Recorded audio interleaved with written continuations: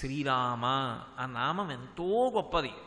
ఒక్కసారి నువ్వు మోక్షానికి వెళ్ళిపోతావు అన్నా సరే ఒక కుక్క శ్రీరామ అనలేదు, ఒక గుర్రం శ్రీరామ అనలేదు, ఒక ఎద్దు శ్రీరామ అనలేదు. కానీ స్వరపేటిక ఉంది కాబట్టి నేను మాత్రం భగవన్నామాన్ని పలకగలను. నేను అన్నప్పుడు నేను నరులందరి గురించి మాట్లాడుతున్నాను. భగవన్నామం పలకడానికి యోగ్యమైనటువంటి స్వరపేటికని పొంది ఉండడం ఒక ఎత్తు, కానీ భగవన్నామం పలుకుదామన్న ఉత్సాహాన్ని పొందడం, ఈ శరీరానికి ఇంత గొప్ప సాధన ఒకటి ఉంది అని గుర్తెరగడం ఒక ఎత్తు. ఆ గుర్తెరగడం అనేటటువంటిది లేదనుకోండి, అప్పుడు నరశరీరంలో ఉండి ఉపయోగం ఏమిటి? శంకర భగవత్పాదులు శివానంద లహరి వేస్తూ ఇదే ప్రశ్నేస్తారు.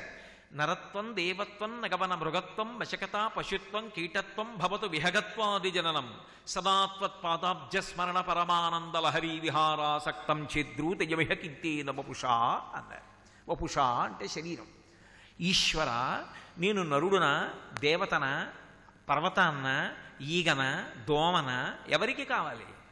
శరీరం ఏదైతే ఎవరికి కావాలి? భగవంతుని యందు భక్తి కలిగిన వాడనా? ఆ భక్తి అంటూ ఉంటే నీకు భగవంతుడు ఇచ్చినటువంటి అద్భుతమైనటువంటి ఉపకరణం ఇది తెలుస్తుంది. అది లేదు, అయ్యో ఈ ఇంత గొప్ప ఉపకరణం ఉంది, ఈ ఉపకరణాన్ని పెట్టి నన్ను నేను ఉద్ధరించుకోవాలి. ఉద్ధరేణాత్మనాత్మానం అంటాడు గీతాచార్యుడు. ఎప్పుడో నా ప్రాణం పోతుంటే నా కొడుకు నా ఎడమ చెవిలోకి వచ్చి నారాయణ నారాయణ నారాయణ అని తులసి నీళ్లు పోయడం ఏమిటి? నేను బ్రతికుండగా చెప్పుకుంటాను భగవన్నామాన్ని. బతికున్నంతకాలం భగవన్నామం చెప్పిన వాళ్ళు అంత్యకాలంలో పలకలేనేమో అని బెంగపెట్టుకున్నారు. బ్రతికియున్నన్నాళ్ళు నీ భజన తప్పను కాని మరణకాలమునందు మరతునేమో ఆవేళ యమదూతల అగ్రహంబున వచ్చి ప్రాణముల్ పెకలించి పట్టునప్పుడు కపవాత పైత్యముల్ కప్పగా శ్రమచేత కంపముద్భవమంది కష్టపడుచు నారాయణాయంచు నా జిహ్వతో నిన్ను పిలుతునో శ్రమచేత పిలువలేనో నాటికిపుడి నీనామశ్రవణ చేతు చెవినిడవయ్యభూషణ వికాస శ్రీధర్మపుర నివాస దుష్ట సంహార నరసింహ దురిత దూర నాటికిప్పుడే నీనామస్మరణ చేతు, నీ నామాన్ని పలుకుతున్నాను వినవయ్యా. ఆ చిట్ట చివర నేను అనగలను అనలేను, ఇప్పుడే నారాయణ అంటున్నాను అన్నాడు ఈ కోటేశ్వరరావు అని గుర్తుపెట్టుకోవయ్యా అని వెంపర్లాడాడు నృసింహశతక కర్త. అందుకే భగవన్నామం నేను పలుకుతాను కాదు, అది కూడా భక్తి ఉండి పలికించాలి. లేనినాడు ఏమవుతుంది? అహంకారానికి పనికొస్తుంది. ఏదో ఒక విభూతి దీనికి అంటకడతాడు తీసుకొచ్చి. నేను పొడుగ్గా ఉన్నాను, ఇలా చెయ్యేసుకుంటాడు. నేను చాలా అందగాడిని, నాకు 4 పద్యాలు వచ్చు, నాకు 4 శ్లోకాలు వచ్చు, నా దగ్గర డబ్బు ఉంది, నేను అందంగా ఉంటాను. ఇలా ఇలా చూపించిన ఈ శరీరం కాలి దగ్ధం అయిపోతుంటే వెంట్రుకలు ఊడిపోయి దూరంగా ఎగిరిపోతాయి. ఇందులోంచి నెత్తురు గడ్డ కట్టి ముద్దలు ముద్దలుగా భూమిలోకి ఇంకిపోతుంది. ఎక్కడైనా ఒక ఎముక మిగిలిపోతే కుక్క నోట కరుచుకుని ఎత్తుకుపోతుంది. ఏమిటి ఇలా చూపించిన ఈ శరీరం? అసలు దీంట్లోకి రావడం ఎంత గొప్ప విషయం. ఇందులోకి వచ్చినప్పుడు అసలు దీన్ని సద్వినియోగం చేసుకోవడం అంటే ఏం చెయ్యాలి అన్నదాని గురించి ఆర్తి ఒకటి ఉంటే, అయా నాకున్న ఉపకరణములేమి, నరజన్మ ఎందుకు గొప్పది, నాకే ఉపకరణం ఉంది అని మొదటి ప్రశ్న వస్తుంది. నీకు ఈశ్వరుడిచ్చిన మొట్టమొదటి అమోఘమైన ఉపకరణం స్వరపేటిక. దానితో భగవన్నామాన్ని పలకవచ్చు. పవి పుష్పంబగు అగ్నిమంచగు ఆకూపారం భూమిస్థలంబగు శత్రుండతుమిత్రుడు విషము దివ్యాహారమౌనెన్నగా అవనీమండలి లోపలం శివ శివేచ్ఛాభాషణోల్లాసకిన్ శివా నీ నామము సర్వవస్యకరమౌ శ్రీకాళహస్తీశ్వర అంటాడు ధూర్జటి. 2 కర్మాధికారం. భగవంతుడు ఒక్క నరుడికి ఉత్తమ కర్మలను ఆచరించగలిగినటువంటి అధికారం ఇచ్చాడు. ఒక యజ్ఞం చెయ్యాలి, ఒక యాగం చెయ్యాలి, ఒక పురాణం చదువుకోవాలి, ఒక కావ్యాన్ని వినాలి, గురువుగారి శుశ్రూష చెయ్యాలి, 10 మందికి సేవ చెయ్యాలి, మంచి మాట మాట్లాడాలి, అహంకారాన్ని పరిత్యజించాలి. ఎవరు చెయ్యగలరు?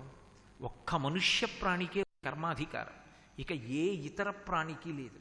కర్మ చెయ్యగలిగినటువంటి అధికారం ఉన్నవాడు మనుష్యుడొక్కడే. 3 బుద్ధిని పరమేశ్వరుడిచ్చింది నరుడికొక్కడికే ఇచ్చాడు. మనస్సు సంకల్ప వికల్ప సంఘాతం. అనేకమైన ఆలోచనలు నెగడలో కర్ర పెట్టి తోస్తే నిప్పు రవ్వలు వచ్చినట్టు వస్తుంటాయి. వచ్చిన వాటిల్లో నువ్వు ఇది చెయ్యి అని మంచి వైపుకు నడిపించి వివేకంతో నిర్ణయం చేసేది బుద్ధి. అటువంటి బుద్ధి సక్రమంగా ఉన్నంతకాలం మనుష్య జన్మ పాడవదు.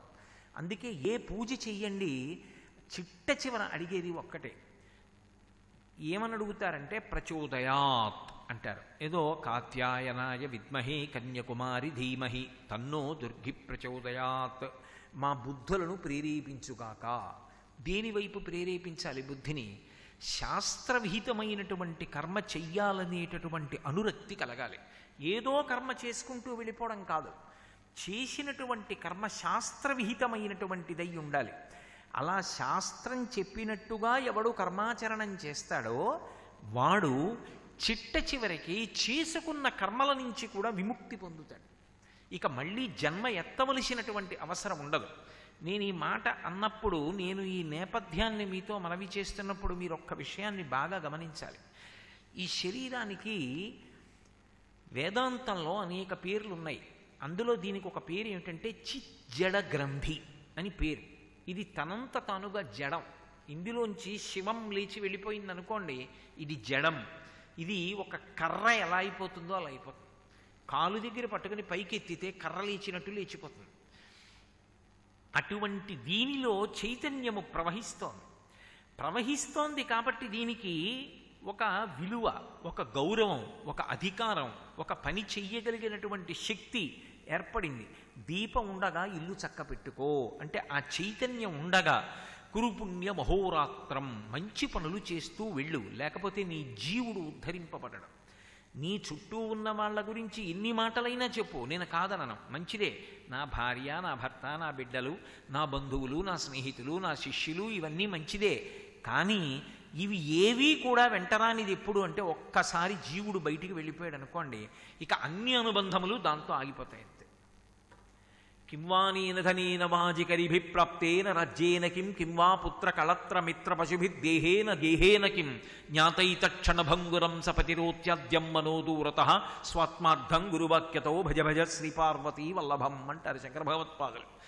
ఒక్కసారి అందులోంచి జీవుడు బయటికి వెళ్ళిపోయాడు అనుకోండి, ఏమండి అన్నా పలకడం, అన్నయ్య అన్నా పలకడం, తమ్ముడు అన్నా పలకడం, బావగారు అన్నా పలకడం, మామయ్య గారు అన్నా పలకడం, అయ్యో మా పక్కింటి ఆయన నా స్నేహితుడు అన్నా పలకడు, మా గురువుగారు అన్నా పలకడు. అన్ని అనుబంధాలు అక్కడితో ఆ శరీరానికి పూర్తయిపోయి ఆ వెంట వచ్చేది ఏది అంటే చేసుకున్న కర్మ ఏది ఉంటుందో అదొక్కటే భుజానికి తగుల్చుకుని వెళ్ళిపోతాడు.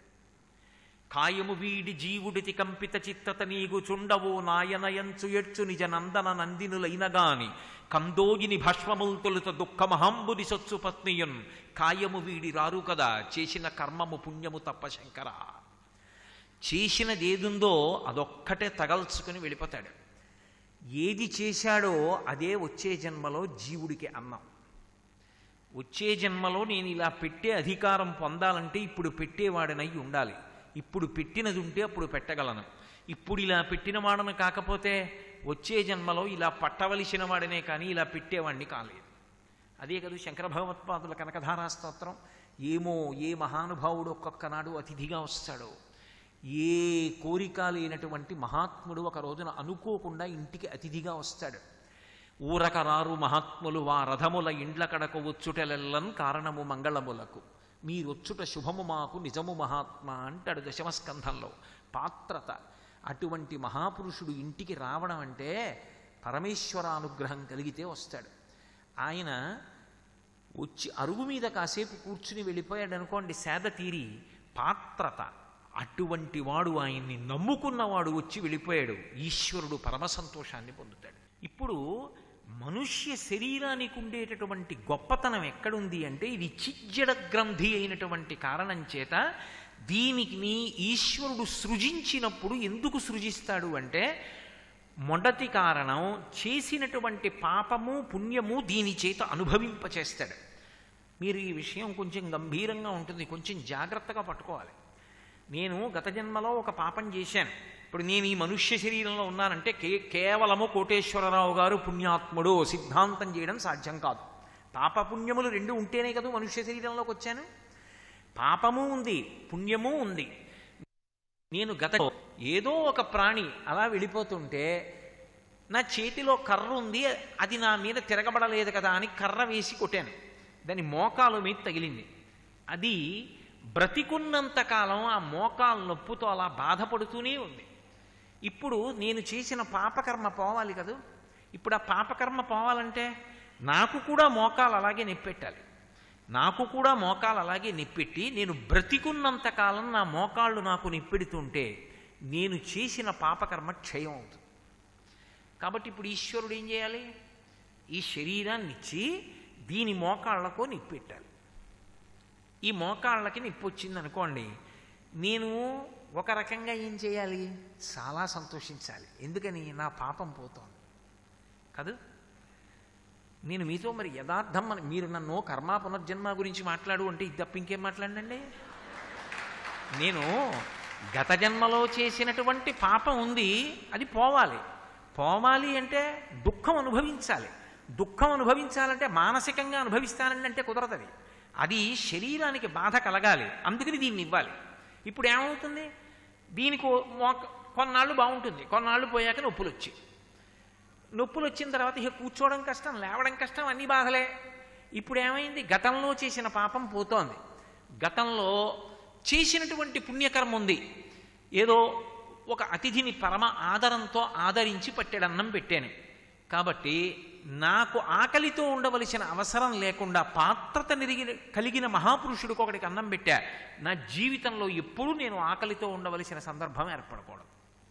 నాకు ఆకలి వెయ్యగానే ఎవరో ఒకళ్ళు, ఓ కోటేశ్వరారు మీరు ప్రయాణం చేస్తున్నారు ఏంటండి అని నేను తెచ్చుకున్న పలహారం మర్చిపోయినా, ఒకవేళ ఎక్కడో అయ్యా చాలా సంతోషం మిమ్మల్ని చూద్దాం అనుకుంటున్నాను, ఇవాళ మీరు కనపడ్డారని ఆయన 2 యాపిల్ పళ్ళు తీసుకొచ్చి చేతికి ఇచ్చి వెళ్ళిపోయాడు అనుకోండి, నాకు ఆకలి వెయ్యకుండా గత జన్మలలో నేను చేసుకున్నటువంటి పుణ్య ఫలితము ఈనాడు సఫలీకృతమై నాకు 2 యాపిల్ పళ్ళ రూపంలో ఎవరో వచ్చి ఇస్తే ఆకలి తీర్చుకోవడానికి సాధనమైంది.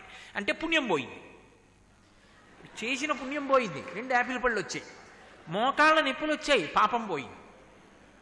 ఈ చిజ్జడ గ్రంథిగా ఈ శరీరం వచ్చింది అంటే కేవలము సంతోషపడిపోవడానికే కాదు, ఇది పాపపుణ్యములు క్షయమైపోవడానికి పనికొస్తోంది. అందుకే మీరు గమనించి ఉంటే కష్టాలు వస్తున్నాయి అంటే అమ్మయ్య నా పాపాలు పోతున్నాయి అంటారు మహాత్ములు. చంద్రశేఖరేంద్ర సరస్వతి మహాస్వామి వారి గురించి నేను అస్తమానం చెప్పక్కర్లేదు. వారు కారణజన్ములు, మహాపురుషులు, అపర శంకరావతారులు. పరమశివుడే ఈ భూమి మీద మళ్ళీ నడయాడాడు. పరమశివుడే శంకరాచార్యులు వారిగా వచ్చాడు. నమక్కపర్దిని చ వ్యుక్త కేశాయ చ. ఇంత జటాజూట ఉన్న పరమశివుడు బోడిగుండుతో శంకరాచార్యుల వారిగా వచ్చాడు. ఆ శంకరాచార్యుల వారే చంద్రశేఖరేంద్ర సరస్వతి మహాస్వామిగా వచ్చారు. ఆ చంద్రశేఖరేంద్ర సరస్వతి మహాస్వామి వారికి పూర్వాశ్రమంలో ఒక తోబుట్టు ఉండేది. ఆవిడ పేరు లలితాదేవి. ఆవిడ ఎన్ని కష్టాలు పడ్డారో తినడానికి కూడా ఉండేది కాదు. వారి అంత్యవాసులు ఒకనాడు వచ్చి అన్నారు, హే బ్రహ్మన్, మీరింతటి మహాత్ములు, మీకు పూర్వాశ్రమంలో చెల్లెలు అంటే సన్యాసాశ్రమం స్వీకరించడానికి ముందు కదు తోబుట్టువులు అన్నమాట అన్వయం అవుతుంది. ఆవిడంత దరిద్రంలో ఉన్నారు, మేమందరం కలిసి కొంత ద్రవ్యాన్ని ఇస్తాం, ఆవిడ సంతోషంగా ఉంటారన్నారు. స్వామి కాసేపు కళ్ళు మూసుకుని తెరిచి అన్నారు, ఈ జన్మలో అనుభవించేనివ్వండి పాపకర్మ, ఎందుకు పొడిగిస్తారు అన్నారు. ఎంత వేదాంతం వంట పట్టిన వ్యక్తి అంటే గత జన్మలలో చేసుకున్నటువంటి పాపం ఈ జన్మలో క్షయం అయిపోతుంది. అది ఏదో ఒక బాధ రూపంలో వెళ్ళిపోతుంది. దానికి అవశ్యమనుభోక్తవ్యం కృతం కర్మ శుభాశుభం. నువ్వు చేసిన శుభమైతే సుఖరూపంలో అనుభవించాలి, నువ్వు చేసినది పాపమైతే దుఃఖ రూపంలో అనుభవించాలి. ఎవడు చేశాడో వాడు అనుభవించాలి తప్ప అక్కడ వకాల్తాలు ఉండవు.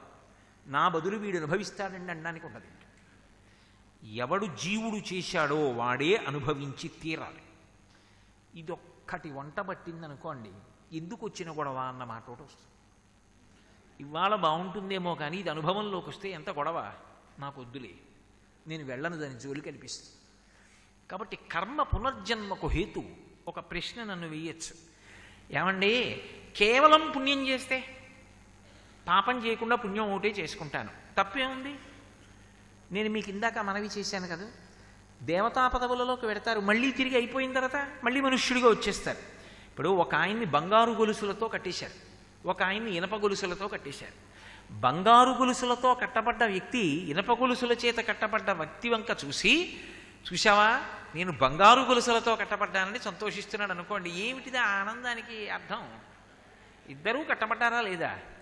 పుణ్యమైన పునర్జన్మకు హేతు, పాపమైన పునర్జన్మకు హేతు. అది చేస్తే సుఖం కోసం రావాలి. చాలా పుణ్యం చేసేసాడు అనుకోండి, ఓ 50 ఏళ్ళు దేవతా పదవిలో కూర్చోబెట్టారు అనుకోండి, అయిపోయింది అంతే. స్వామి నాకు ఆ పుణ్యం కావాలన్నాడు అనుకోండి, పుణ్యం కావాలి అంటే దాన్ని ఫలితంగా సుఖ రూపంలో అనుభవింపచేసేస్తాడు, పాపానికి దుఃఖ రూపంలో అనుభవాన్ని ఇచ్చేస్తాడు. ఇందులో ఒక్క విషయాన్ని మీరు బాగా జాగ్రత్తగా గమనించవలసి ఉంటుంది. ఇందులో మనుష్యునకు తాను చేసుకున్నటువంటి కర్మ కానీ, ఇప్పుడు అది అనుభవంలోకి వస్తున్నటువంటి విధానం కానీ వాడికి ఎప్పుడూ అవగాహన ఉండదు. నాకు అన్నీ తెలుసు అనుకుంటాడు, కానీ నేను గతంలో ఏ పాపం చేశాను, ఏ పుణ్యం చేశాను, ఏ పాపం ఇప్పుడు తరువుకొస్తోంది, ఏ పుణ్యం తరువుకొస్తోంది, నేను ఏ రోజు దుఃఖపడతాను, నేను ఏ రోజు సుఖపడతాను, అనుకోకుండా కష్టం ఏ రూపంలో రాబోతోంది, ఇది నాకు తెలియదు. ఎవరికి తెలుస్తుంది? భగవంతుడికి ఒక్కడికే తెలుసు. అందుకే జన్మ రెండిటి మధ్య నొక్కబడుతుంది. ఏ రెండిటి మధ్య నొక్కబడుతుంది అంటే, కాలము అనబడేటటువంటి ప్రవాహంలో అటు భగవంతుడు ఇటు చేసుకున్న కర్మ కలిపి నొక్కుతాయి. నొక్కినప్పుడు సుఖాన్నో దుఃఖాన్నో అనుభవిస్తూ ఉంటాడు. ఇద్దరు కలిసి గట్టిగా నొక్కారనుకోండి, ఊపిరి ఆడటం లేదంటే వదిలేరనుకోండి, అమ్మయ్య అనుకునే లోపల మళ్ళీ నొక్కుతున్నారనుకోండి, ఎలా ఉంటుందో ఈశ్వరుడు కర్మ రెండూ కలిపి నొక్కడం అలా ఉంటుంది. ఇది కాలమునందు జరుగుతూ ఉంటుంది. అందుకే వ్యాసుడు దేవీ భాగవతం చేస్తూ కాలోహి బలవాన్ కర్త సతతం సుఖ దుఃఖయో నరాణం పరతంత్రాణం పుణ్యపాపానుయోగత అంటాడు. నరుడు పరతంత్రుడు. ఇన్ని తెలుసు అన్నవాడికి అసలు రేపు పరమేశ్వరుడు నాకు దేన్ని ఫలితంగా ఇవ్వాలనుకుంటున్నాడు తెలియదు. ఈశ్వరుడు దేన్ని ఫలితంగా ఇద్దామనుకుంటున్నాడు ఇంకొక 10 నిమిషాల్లో తెలియదు. తెలిస్తే ఇంకంతకన్నా గొప్ప విషయం ఏముందండి లోకంలో? స్నానానికి వెడుతున్నాను అనుకుని పెడతాడు. స్నానానికి వెడుతున్నానండి అన్నవాడికి అలవాటు లేని కొత్త ప్రదేశం కాదు, కొత్త ఊరు వచ్చాడు, పై గడప ఠంగున తల మీద తగులుతుంది. ఇప్పుడు ఈశ్వరుడు వాడికి ఇంకొక 2 నిమిషాల్లో అంత దెబ్బ తగిలి తల బాధపడేటట్టుగా వాడు గత జన్మలలో చేసుకున్న పాపము యొక్క ఫలితాన్ని అనుభవింపజేయబోతున్నాడు. తెలుసా? తెలీదు. ఇంకొక అరగంటకి ఏదో గొప్ప శుభవార్త వినబోతున్నాడు, ఈ తలపోటు మరిచిపోయి అంత సంతోషపడబోతున్నాడు. తెలుసా? తెలీదు. పరతంత్రుడు. ఎవరు ఆడిస్తారు? ఈశ్వరుడు ఒక్కడే సర్వజ్ఞుడు, ఆయనకొక్కడికి తెలుసు. ఇన్ని కోట్ల జీవుల యొక్క పాపపుణ్యములన్నిటినీ కూడా ఎక్కడ చిన్న పొరపాటు లేకుండా ఆయన లెక్క కట్టుకుంటూ ఉంటాడు. ఎలా లెక్క కడతాడు? ఎక్కడో కూర్చుని అనుకోకండి, చిత్రగుప్తుడు అంటాను చూసారా, ఆయన ఎక్కడో యమధర్మరాజు గారి పక్కన కూర్చుని ఉండడు, ఇక్కడే ఊపిరి రూపంలో కూర్చుని గుప్తంగా ఖాతా రాసుకుంటూ ఉంటాడు. అందుకే చిత్రగుప్తుడు అంటే ఎవరో కాదు, భగవంతుడే. అందుకే కాంచీపురంలో చిత్రగుప్తుడికి దేవాలయం ఉంది ఇప్పటికీ. భగవానుడు కాలరూపంలో ఉండి, అందుకే భగవద్గీతలో కాల కలయతామహం అంటాడు. నేను కాలం రూపంలో ఉండి లెక్కలు కట్టుకుంటున్నానంటాడు. ఏ లెక్కలు? 2 లెక్కలు కడతాడు. ఏ శరీరంలో ఏ జీవుడు ఎంతకాలం ఉండాలి? ఈ శరీరం ఉంది, ఇందులో ఈ జీవుడు ఉన్నాడు. ఏదో పుట్టిన కొన్నాళ్ళకి మా నాన్నగారు దీనికి కోటేశ్వర శర్మ అని ఓ పేరు పెట్టారు. ఈ జీవుడు ఇందులోకి వచ్చాడు, ఎన్నాళ్ళు ఉండాలి ఇందులో? ఎవ్వరికీ తెలియదు, ఒక్క ఆయనకే తెలుసు. ఆయన ఇక్కడే కూర్చుని గుప్తంగా లెక్కెడుతూ ఉంటాడు. ఊపిరిల రూపంలో ఇస్తాడు ఆయుర్దాయాన్ని. అందుకే తన కోపమే తన శత్రువు తన శాంతమే తనకు రక్షదయ చుట్టంబౌ. నేను అదే పనిగా కోప్పడుతున్నాను అనుకోండి, ఊపిరి ఎక్కువ తీసేస్తే ఆయుర్దాయం క్షీణించిపోతుంది. తన కోపం తనకి శత్రువు. కామమైనా అంతే, అప్పుడు కూడా ఊపిరి ఎక్కువగా తీస్తాడు, అప్పుడు ఆయువు క్షయం అయిపోతుంది. ప్రశాంతంగా ఉన్నాడు అనుకోండి, మెల్లగా ఊపిరి తీస్తాడు, ఎక్కువ కాలం బ్రతుకుతాడు. ఇప్పుడు ఇక్కడ కూర్చుని ఎన్ని ఊపిర్లు తీస్తున్నాడని లెక్క పెట్టేది ఎవరు? వాడు ఒక్కడే. వాడు ఇక్కడ కూర్చుని లెక్కలు పెడుతుంటాడు. వాడిక్కడ ఉన్నంతసేపు గంట మోగుతూనే ఉండాలి. దేవాలయంలో భగవద్దర్శనం అవుతుంటే గంట మోగుతూ ఉంటుంది, ఇక్కడ గంట మోగుతుంటుంది, అనాహతము ఆగదు. Lub dub lub dub lub dub అని ఆ గంట మోగుతూ ఉంటుంది. వాడికి ఎప్పుడో లెక్క అయిపోతుంది. వాడు నేను బాగానే పెట్టానా అని మళ్ళీ ఏం చూడ్డిహ. ఆయన లెక్క పెట్టేశాడంటే అయిపోయిందంతే. ఆయన అయిపోయింది లెక్కని బయటికి వెళ్ళిపోయాడు అనుకోండి, ఇక ఊపిరి తీసినవాడు విడిచిపెట్టకపోవచ్చు, విడిచిపెట్టినవాడు తీయకపోవచ్చు, అంతే అయిపోయింది అక్కడతో. ఎక్కడుంది మృత్యు అంటే? భార్య కన్నా సన్నిహితంగా ఉండేది ఏది అంటే మృత్యువే.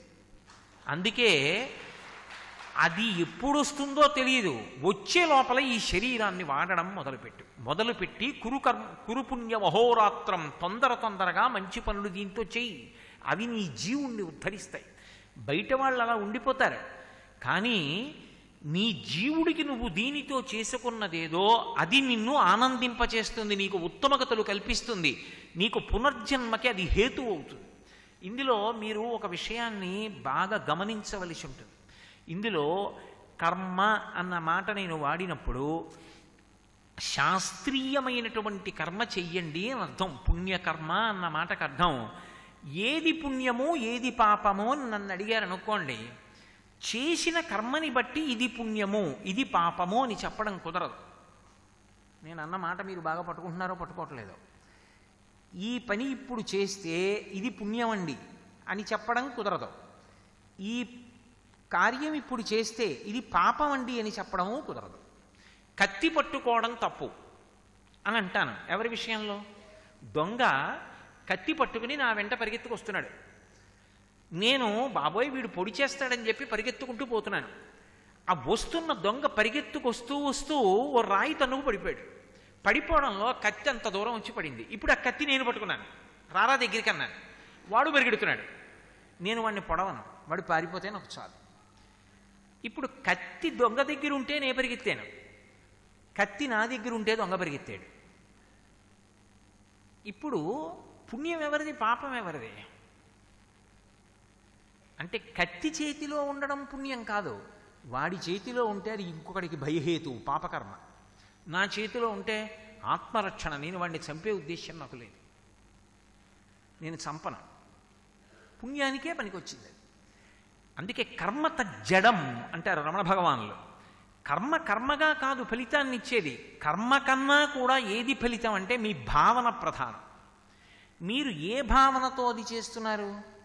ఒక రక్షక భటుడు ఉంటాడు, మనం వీధిలో వెళుతుంటే సైనికులు ఉంటారు, సైనికులు తుపాకీ పట్టుకుంటారు. అవి మామూలు తుపాకులు కావు, ఏదో నిమిషానికి ఇన్ని 100 గుళ్ళు వర్షించేస్తాయి. అంతంత తుపాకులు పట్టుకుని చంపేస్తారు కొంతమందిని. ఇప్పుడు ఆయనకి పాపం వచ్చిందా? రాదు. ఆయన దేశరక్షణ చేస్తున్నాడు, దేశాన్ని కబళించే ప్రయత్నం చేసినటువంటి శత్రువుల్ని హతమారుస్తున్నాడు, తన ప్రాణాల్ని పణంగా పెడుతున్నాడు. సర్వం శ్రీ ఉమామహేశ్వర పరబ్రహ్మార్పణమస్తు. స్వస్తి.